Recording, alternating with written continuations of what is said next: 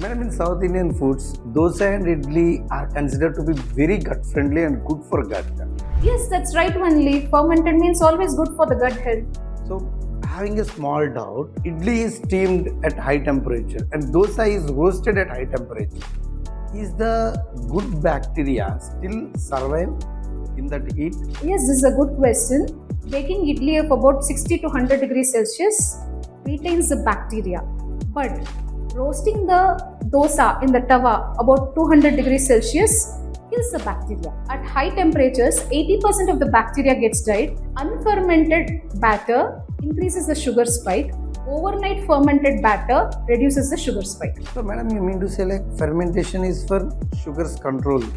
No, there are two things which I would like to say to you about this. One is this fermentation actually improves the gut health also. Here I would give an extra comparison for the idli as well as for the dosa. Idli, when we bake it about 60 to 100 degrees Celsius, most of the bacteria gets retained.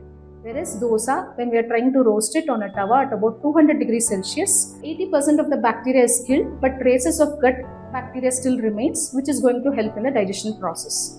So dosa, again we are adding with either ghee or with oil, that also matters along with the digestion process. For diabetic people, I would say that idli is a better option because it slows down the digestion and no much oil or ghee is required to bake the idli.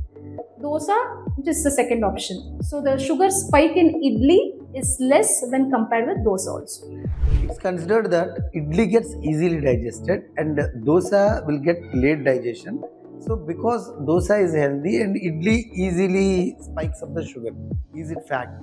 The digestion process is actually different in between the dosa as well as the idli. Idli will take slower digestion because it is being steamed in the idli cookers. Dosa, when it is being roasted on a tawa, the fiber content is actually less, and when we add ghee or more oil, that helps with the digestion.